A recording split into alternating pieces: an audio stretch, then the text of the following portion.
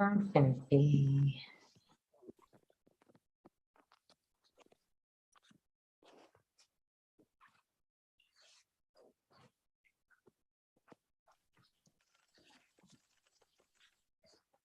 Give us one.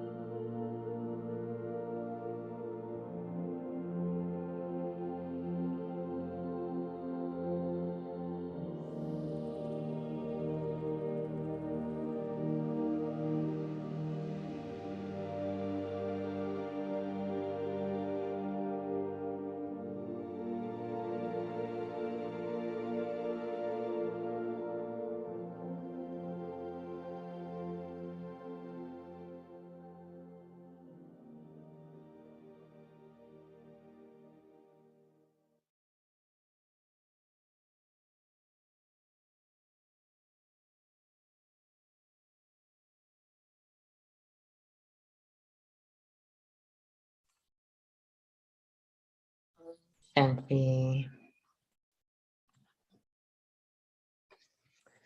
So welcome to those who joined with us on this lovely, it's going to be a unique session, I'll tell you that. And so it will be on spirituality and reality. So we'll start with a reflection.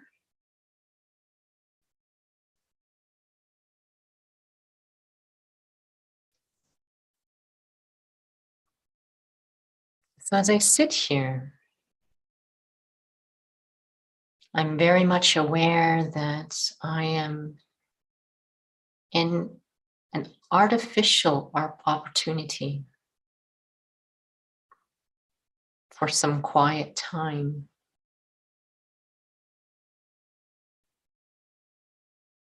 And in that quiet time,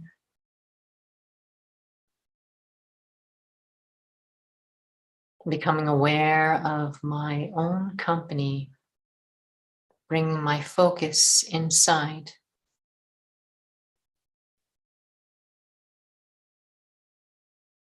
But I know it's an artificial opportunity.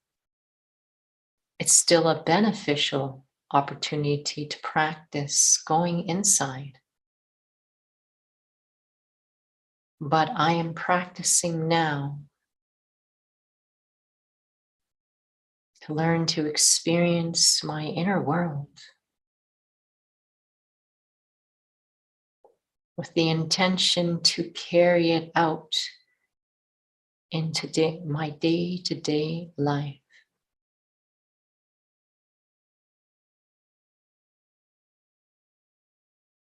This is why it is helpful for me to not shut the world out. I become aware of my inner world while I'm still cognizant of the outer world.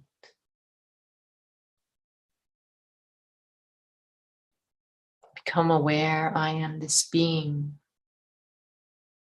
looking through the eyes. I'm a being of consciousness. I'm aware. I think, I feel.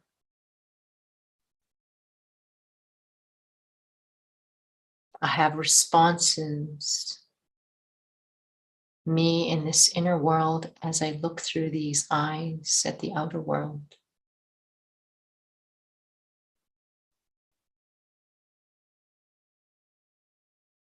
I learn to feel the quiet presence of me, the being, me, the soul.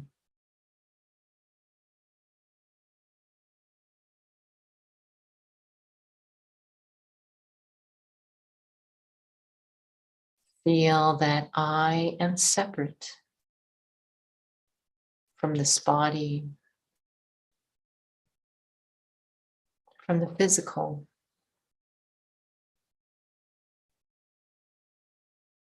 Meaning that I am well-defined, self-defined,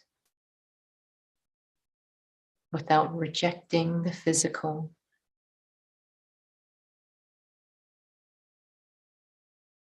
And just being an observer at this moment. Experiencing my own presence,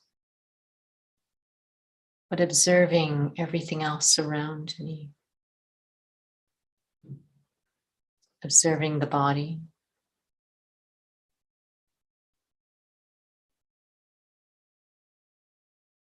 Observing the mind, my thoughts. Observing any emotions I have.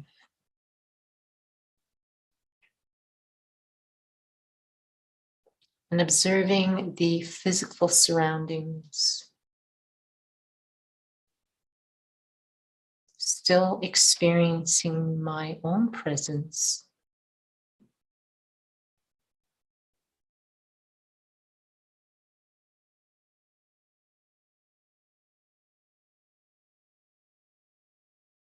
The appreciating just how attentive I need to be.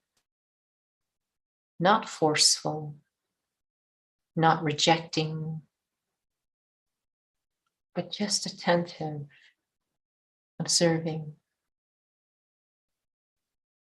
that there is me, the soul, me, the being. And there is everything else outside, including the body, the events around me.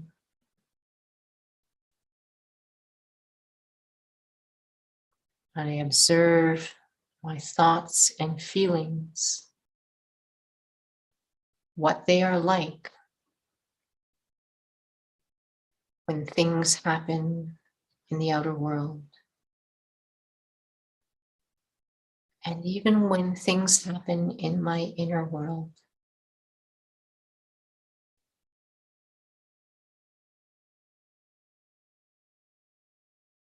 This is a journey where I am learning to experience that I, the soul, exist.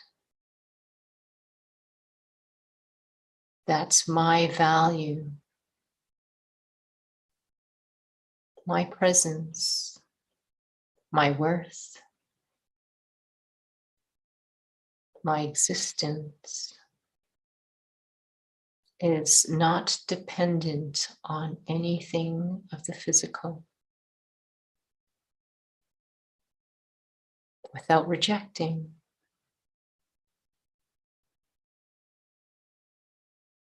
but going back to that experience I used to have deep in my memory. I, the soul, I exist irrespective of the physical.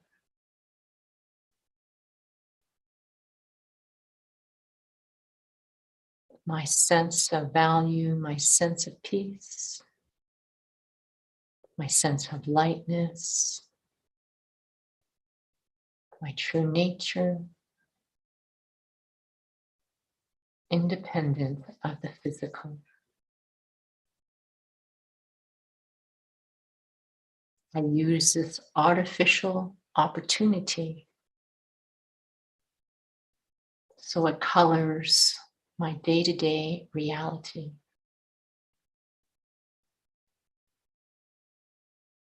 Om Shanti.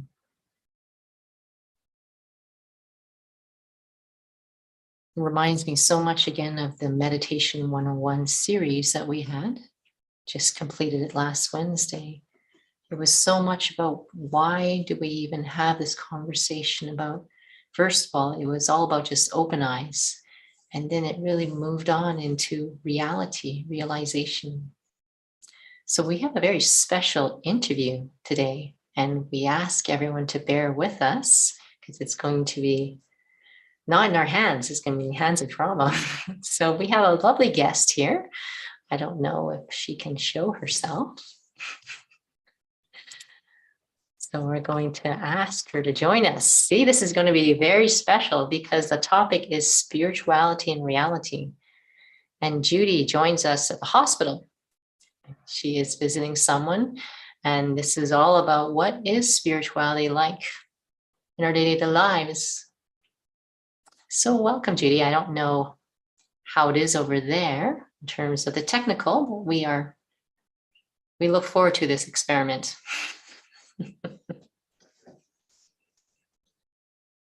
I regret I don't have an earphone with a mic, so some of the background noise will be coming through and I may have to fly suddenly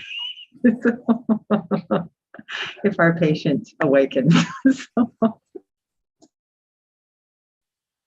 So this is wonderful. I even though this is wonderful because more and more as we all realize as we see the events in the world change, it's like we're really, really having to ask yourself, have I really gone into reality with my spiritual practice? What has that experience been like for you, Judy? Like it's not just what's going on in the world. I think that you've been having some experiences in your day-to-day life, which really will require you to check yourself.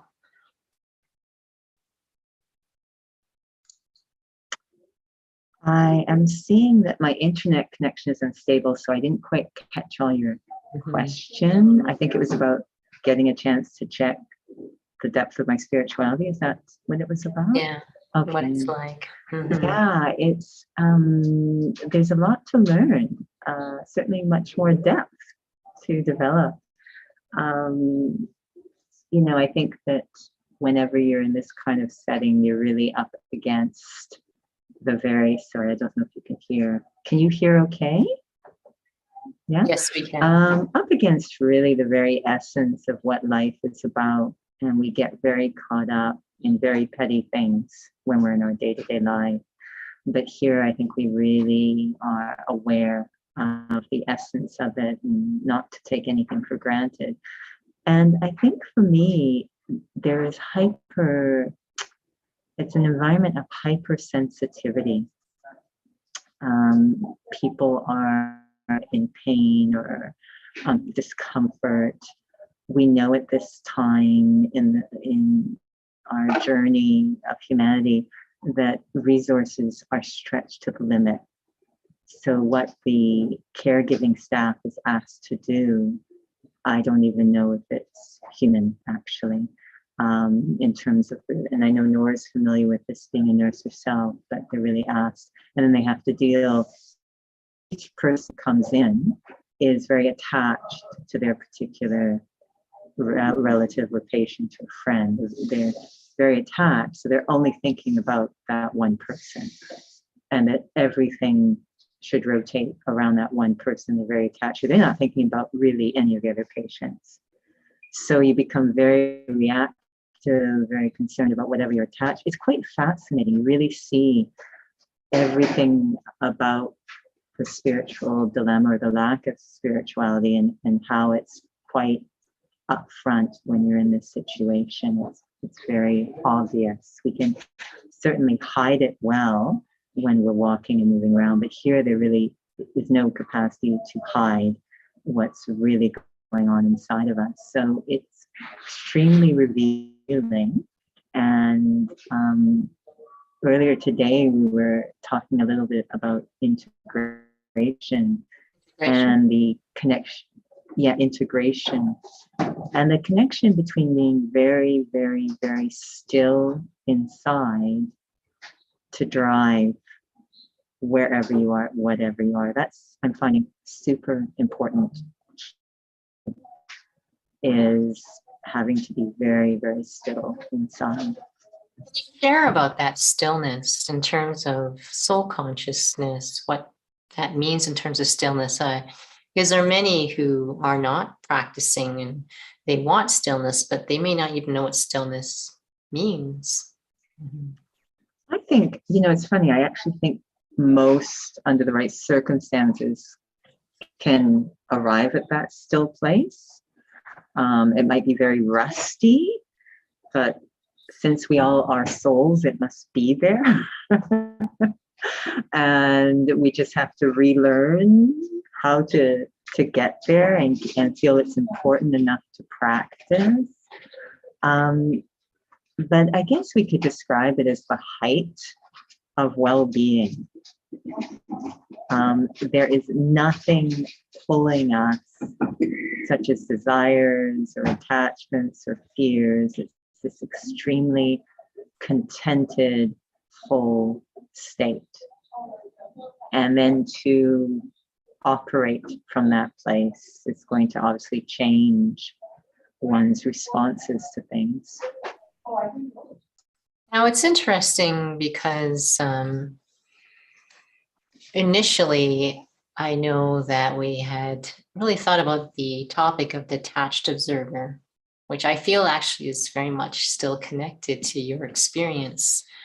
And because it's a very real environment you're in, I say real, we're all in real environments, but the intention of the reflection was to really know that this is actually a very artificial practice when you're doing it with the intention it carries over. So what is that link in terms of that stillness you're experiencing and having to be this detached observer? As there's all sorts of things. You don't have nice lighting, you don't have nice ambiance. It's not, your ideal experience that many would say they're seeking for. Yeah, and I have a very unstable internet connection, so I only catch pieces of what you say. But I think there comes a point, lately I've had this saying in my mind, because a huge part of the spiritual practice is accumulating power. And it's just, to me, it's a central part, is accumulating power. Without power, the soul cannot let go, period. So a sign of, I've noticed this obsession, especially early morning hours, is a wonderful time to accumulate power. I was thinking a lot this morning about, the number 2 student, Mama, and how she used to wake up at 2 a.m. Not that we're recommending you need to do that. And when asked, what are you doing for 3 hours? What are you doing? And she would say, I'm accumulating silence, accumulating power. It's like when you have an electric car and you just plug it in and it's just accumulating. So when one's accumulating power, what they'll begin to notice is they literally do not have the strength to attach anymore. I know that sounds strange, but the more power you have, the less you will attach. So accumulating strength, power, means I don't have the strength to hold on to things anymore. It's effortless. I just cannot hold on. I just can't attach. Less and less capacity to attach. To me, that's central. That is the main thing. Souls want to be liberated. They want to be free, but we don't know how to let go. That attachment is the cause of sorrow and distress. So I need the power to let go. And that, I think, is the biggest thing I notice, is that I might be in a situation and I'm getting a little bit concerned just before you came on. So the soul is in this room that's supposed to be a double bed, and there's a temporary wall in the middle. The wall is literally pushing against her bed. They have pushed it all the way against her bed. So she's squished into this. I'm squished in here on this side of the room. So it's not a double room anymore. It's a 1.5 room. And so I'm sitting here and I'm going, okay, I should do something about it. And when I came, there was no chair. And, I said, okay, I should really do something about this. And then there came a point where it's like, you know what? I just don't have the energy to get crazy about things anymore. I just don't have the energy. And I think with silence, it creates a vibration which allows what is ever meant to happen to happen. Not what I want to happen, but whatever is meant to happen, to move things in the direction they need to go. So that's the biggest thing I've been noticing. There's so many opportunities in a situation when you're advocating for someone to get, oh, this should happen, that should happen, this shouldn't be that way. And I keep seeing myself kind of going there. And then I say, you know what? I just don't have the energy. And I know it's going to go nowhere because there simply is not enough resources at this time. It's going to go nowhere. I just don't have the energy. And, am I available to support the soul spiritually if I'm caught up in this other stuff? So to me, the accumulation of power is huge to let go. Souls will get very uncomfortable. It's going to get very uncomfortable. The world is getting very uncomfortable. We're still in a part of the world where I don't think we realize how uncomfortable it is. But for many people in the world, they're very uncomfortable. And the discomfort is happening because we won't let go. So I have to accumulate the power to detach. So I have 2 questions, and you're lucky. I've typed them out.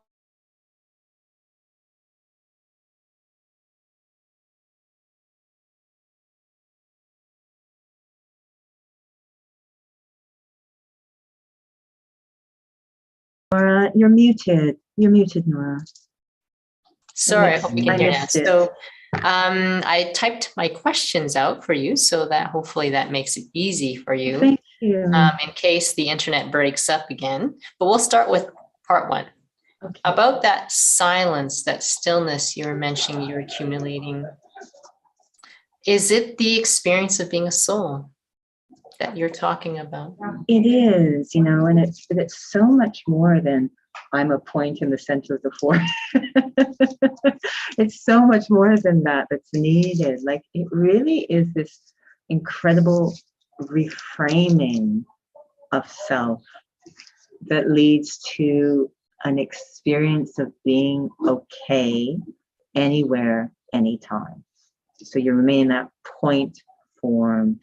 You're not pulled and diffused and affected. You just remain intact, if you will.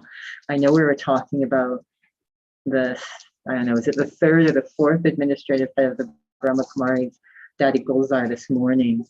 And, how I was always so entertained anytime it seemed I came in contact with her, it was by surprise. It was never a organized event, like an official meeting. It was like, okay, let's parachute into her room. It's like, hi. And every single time it was the same, always the sense of completely okay with whatever is going on. Like, the soul is in such an intact state. When we are not so conscious, our sense of self is fragmented all over the place, not just in the body, but in the roles and relationships and possessions. It's literally as if we've been cut up into a gazillion pieces and we're all over the place. Very diffused. I don't mean that obviously physically or literally, but that's the experience. But that's where the phrase being spread thin comes from. Yes. And, it's as if every single one, it's like a little string. And so anytime anything changes, I'm pulled, and my heart is pulled, my feelings are pulled, my emotions are pulled. And soul consciousness is where I come into a point. The mind is gone. All of those strings are gone. I'm just me, completely intact. So when things change out there, I don't change. I remain in this, not even with the body. If the body changes, this was the wonder we saw with the senior students of the organization. We watched, their bodies fall apart around them due to aging or whatever reason. The classic examples are Brahma, Baba, Mama, the second student. We have stories, with Mama. We have pictures of Mama in the hospital, day or two before she's about to, as we say, pass away or leave the body. You can't even tell. You can't even tell that she's in the hospital and about to leave the body. She looks so healthy. And I don't mean physically. The sense of being is so intact. It's not even connected to, it's so free even from that biggest fragmentation, the body. So soul conscious means, yes, I come into a point of existence, a discrete entity. It's not my body, it's not my stuff, it's all of that. It doesn't mean I walk away from it or anything. I can actually have a healthy relationship with everything. But I'm this point of existence, completely independent and intact. And I think so as you move around, the sense of well-being is constant, whatever is going on around me. So sorry, I forgot to push enter. So you can see. So related to that, you were sharing, so I'll just share the second question first. Mm-hmm. Is a power basically the attachment to myself as a soul? And let me clarify that question. You were sharing that when I really experience power, I don't have the power to attach to other things. Mm-hmm. But is it then, I'm not talking about the words, I'm talking about the experiences, that we need to get back to being intact, mm-hmm. attached to the truth of who we are. Mm-hmm. Yeah, I think we're used to this on a physical level, what it's like when you're physically strong, especially your core. that you can throw all sorts of things at you and you remain very stable and able to respond, whatever's thrown. I keep remembering lately when I was doing some physio and they had me sat down on an unstable surface, a BOSU trainer surface. And so it's very unstable. So you kind of stabilize. The idea is to turn your core. And then he started throwing a ball at me while I'm standing on this. And at first he would just throw it to me. And that's how we like life to be, right? That everything just comes to me very easily. But then he started to throw it over here and over there. And I would have to reach, but not fall over because my core is intact. So it's a power. In this case, it's physical core stability. My core, my alignment, so intact. So we want the same spiritually. We want that core power, that spiritual alignment, that truth is so strong in me. I really get it. I'm a soul. I really get it and operate. And there's that purity. We call it the power of purity, that I'm in a very pure state. That's a power. And so you can throw anything at such a soul, any situation. It can be the most, others find it extremely distressing and disturbing. You throw it at them. What would they used to say, that Brahma Baba would throw spiders at the little Kumaris? You can throw anything at a soul who has a strong spiritual core.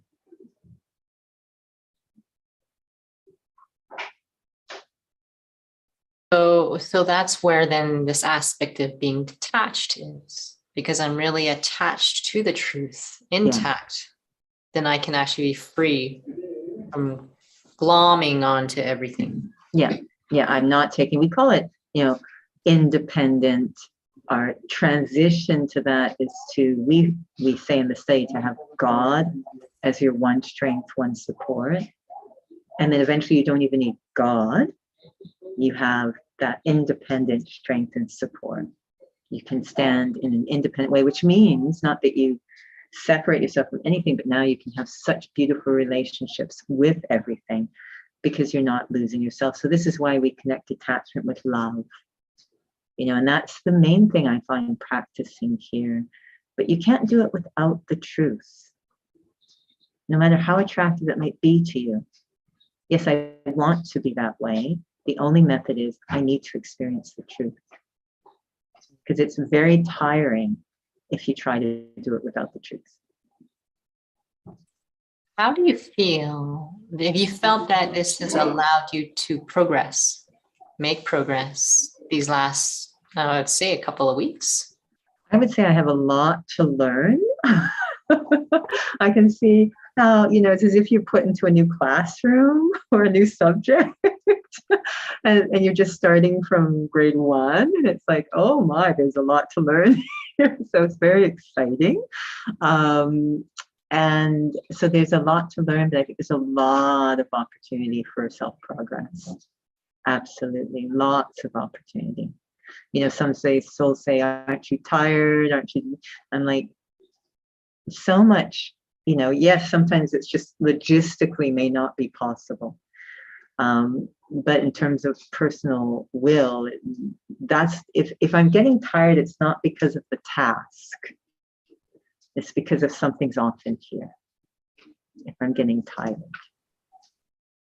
You're getting tired. And I'm recognizing it's something off inside. Does it help then to acknowledge it so that somehow it can be addressed, but in a spiritual way? Yeah, and I think that's why, we value evening meditation, morning meditation so much, and of course, spiritual study, but those quiet, reflective times, especially in this sense, at the end of the day, help us, I like this phrase, have a compassionate eye on ourselves. So we come with the intention to learn, not just to criticize. Yes, I want to see where there's room for improvement, absolutely. But then I want to learn, how can I improve? What do I need to focus on? So that compassionate eye. What do you say then? Actually, I'm just going to touch base with this first to see if there's anyone who has any questions. Those who've joined us on Zoom, or on YouTube.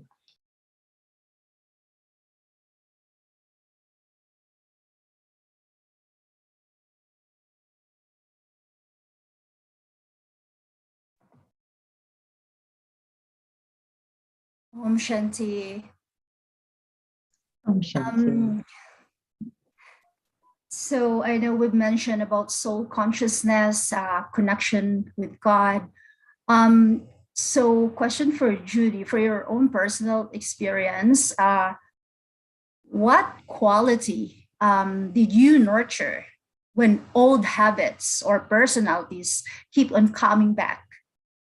How did you nurture that for the whole journey, not giving up, or keep moving forward, and the motivation that keeps you nurture that quality?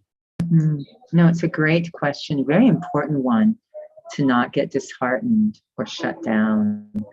And when we talk about the soul, we say it's beyond gender, but we also say it's full. It's both genders, if you will, which is kind of a funny thing. Almost all of us are completely out of balance. We're very, if you will, male oriented. We like to do. Being a mother to the self is a challenge for us. And when we do, we think it's basically becomes dysfunctional. It's codependent. So I have to learn this idea of being a mother is actually the role of understanding. I think that's one of the most exciting qualities that slowly developed. And it has to do with that capacity to reason that we call the intellect and see. But to develop this capacity to understand, you start to use the knowledge in a productive way, more on the self than on anything going on out there. So because ego is actually what's making things very uncomfortable. Ego is unrelenting, unforgiving.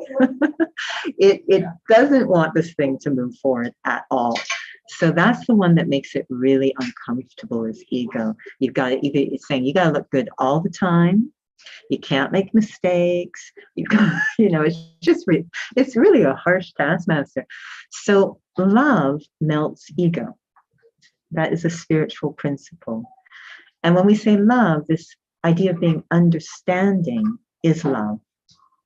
So to be super, if I make a mistake, if someone else makes a mistake, it's not that I'm blind to what's going on. I want to see what's going on so that we don't repeat this. But I want to see it again with that compassionate eye, that understanding eye. We say to the detached eye. So I think that's the most exciting quality. And you'll often hear in our morning studies how the mother. This really, most religious practices just talk about the father. This is very unique in that it talks about the mother and the father. I need to reach my objective, which is I need to get there. I need to do something, the father piece. But how I'm going to get there without a trace of violence is almost a riddle for us. It's like, how is that possible? All I know is pushing and laboring and trying and get it, that's all ego knows. So to be extremely understanding with the self. A cat only has 9 lives, you're going to get a gazillion. It's like, I don't care if this is the 100th time I've done that. I am not quitting on myself. It doesn't, so you have to have that deep faith. Again, just like a mother would just have this eye that just never, ever gives up on the child. Deep, deep faith. This is critical. Even when I don't have self-respect, I have to have faith that I'll get that self-respect. So you need really deep faith in the self, because then that allows the understanding to develop. If I don't even believe in myself, it's going to be very difficult to be understanding. So I really have to say, no, I am in the right place. This is the right thing for study. I am doing the thing that I am going to develop this capacity. That needs to be really strong in the heart.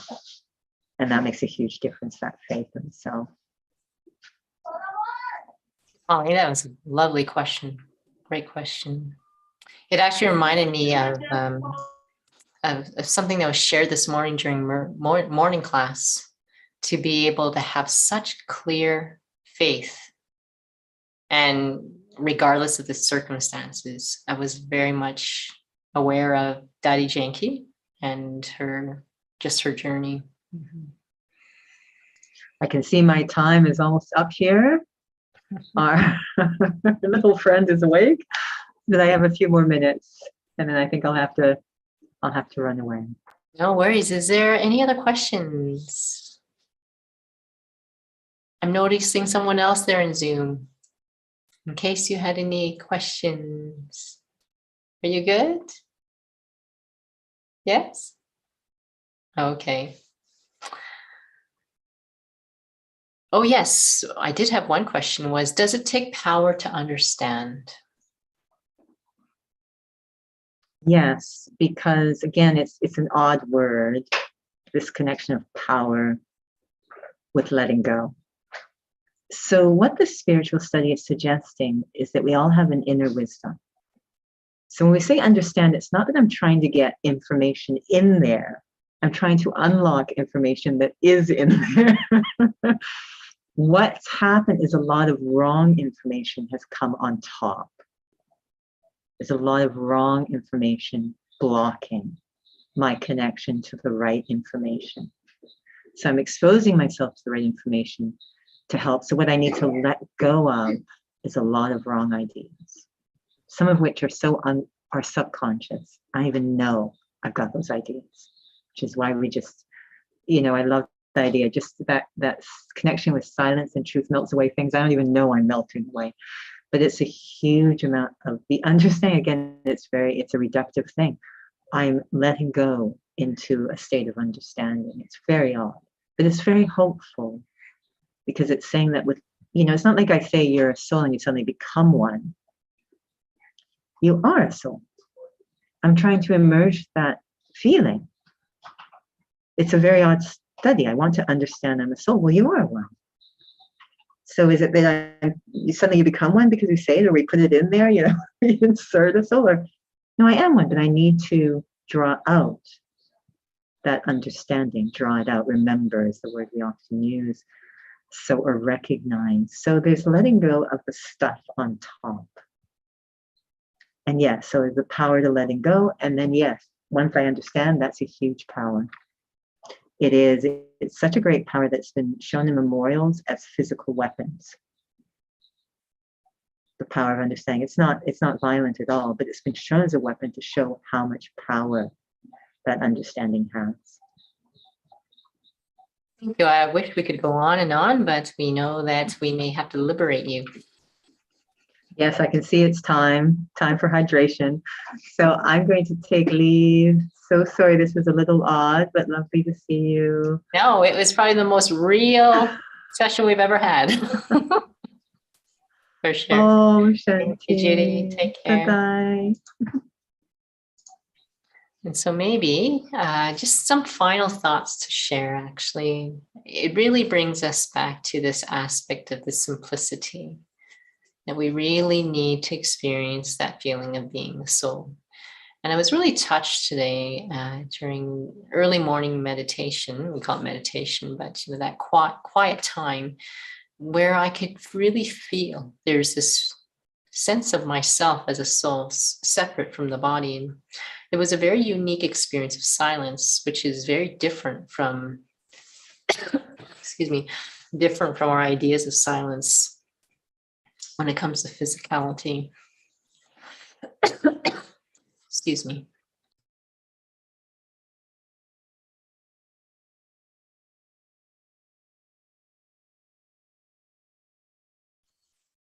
Any final thoughts to share?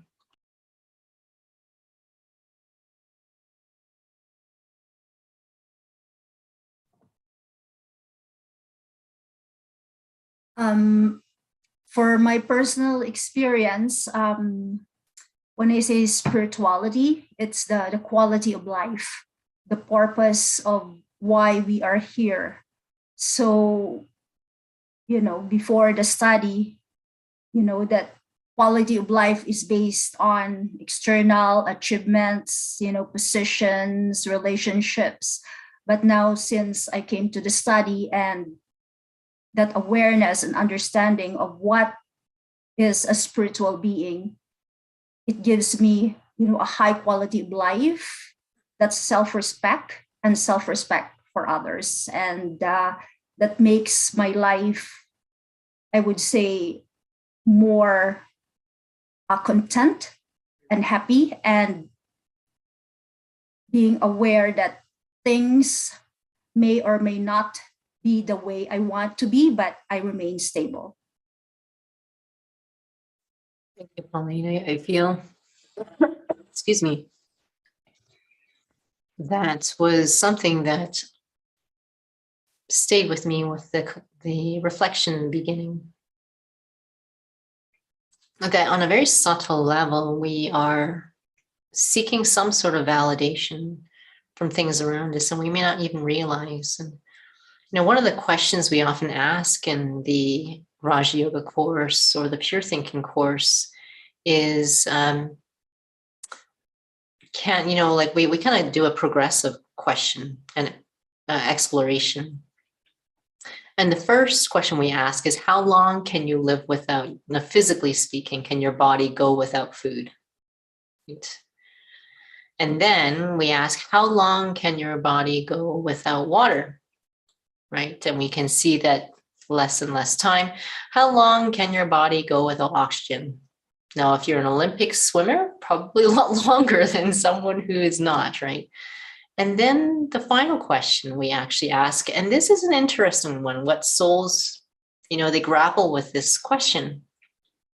How long can you go without value? And some say, quite a long time, like saying 0.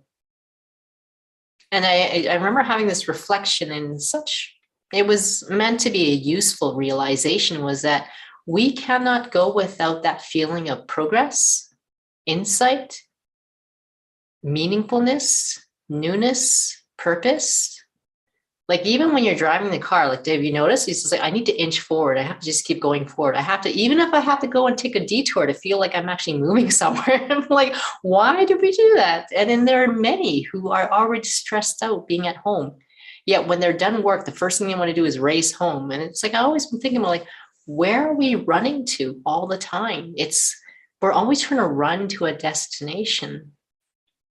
So it really feels like we can't live without value for even a second. And it just looks different, in our lives, what that looks like. And we just may not realize that's what value is. And maybe to clarify it, the feeling that I exist, right? It's actually quite deep. The feeling that I can make a difference. The feeling of just being able to experience. Like I knew someone whose partner suddenly, whatever condition he was going through physically, he lost the capacity to taste. And he had shared with her that he felt his quality of life had completely gone down. He can't taste anything he eats. And that might seem like for everyone it's a small thing, but really when you think about it, we think about food a lot, and we actually want to enjoy the food we have. So to not be able to taste, it's a small thing, but it's a big thing. This aspect of what we just want to experience in life, that's basically the same thing as value. So when you were sharing, actually, I was really thinking about, that quality of experience of being a soul, which really touched me this morning, was to feel that there's a sense of me, and it's full, and it's stable, and it's separate from everything physical, all the qualities that I can feel in that. And I really felt that unless I'm really feeling that, I really can't let go of all the other things that make me feel real, that make me feel that I'm living, that make me feel like I matter, or this next moment matters, or the next moment matters. And that really stayed with me in the sense that I just want to preserve that experience. And I notice that if I don't, it's exactly what Judy had shared. It's like you're trying to control things, you're reactive, you're not content because you're not feeling this real sense of who you are. You're having to take from everything out there. And if you're not able to, and then there's going to be frustration, there's expectations, and it's just a mess, right? And so, yeah, it's inspiring. One of the things that Judy had shared that touched me was that it's a real feeling. To feel intact in your sense of self is like the life-giving herb. It's what we have really been wanting, and yet we don't really understand until we come to a point where we feel completely unreal. So I know we're starting to run out of time. Is there any final thoughts before we have a little reflection? I guess I should also check YouTube just in case.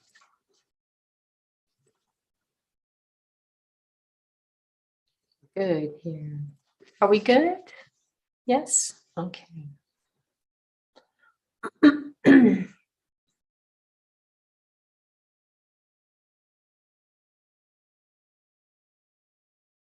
That feeling of simplicity,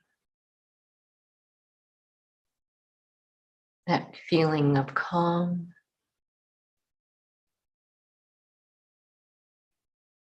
being consistently stable.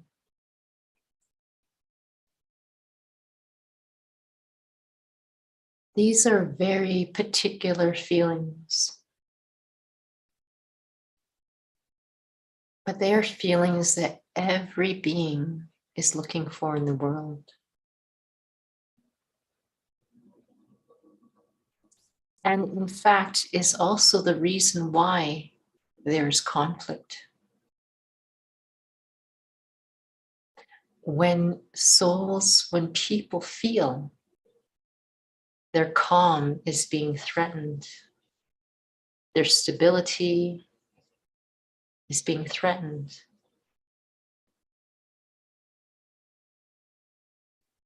there's fear. But what if I can access that experience? Not because of anything out there, but because it's actually in me. And it's not something I can just think about, think my way to experience, but that there is a memory,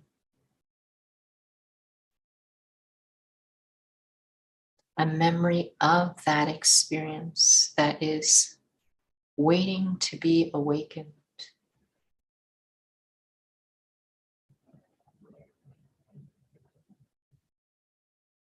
That I truly am a soul.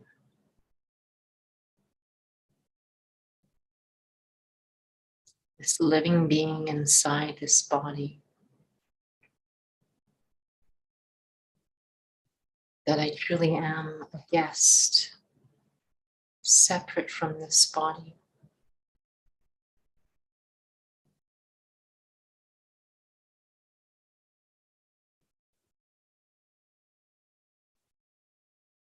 That this memory that I'm waking up,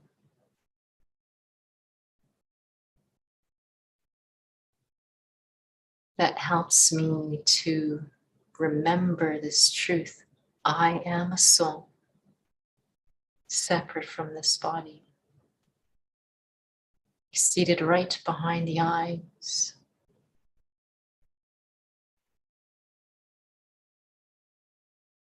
And that hearing that in time, I will wake up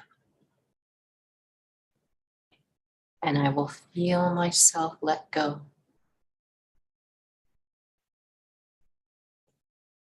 Letting go at a really quiet level where I feel this stillness of my own presence.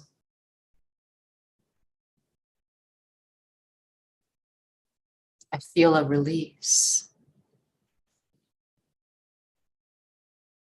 And I feel me, the being,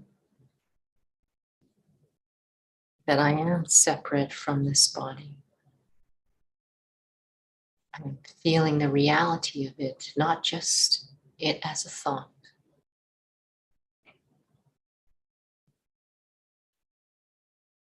That this beautiful experience of being a soul, I accumulate one drop every single time I practice.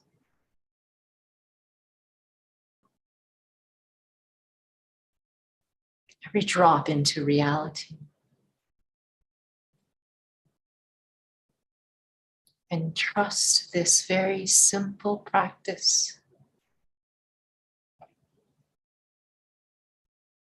Trust this very simple practice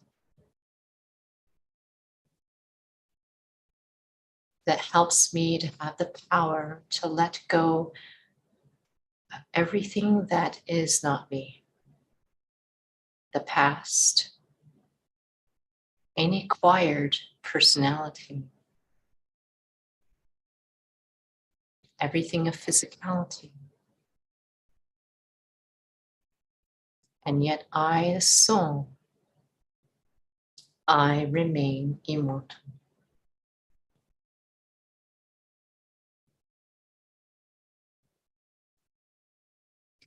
Om Shanti.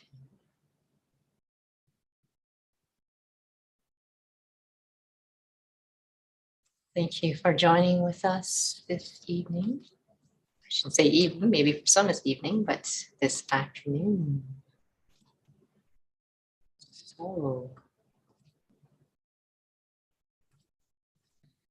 So upcoming sessions, I'm looking at this the beginning of March. So we've updated the website. We just finished actually the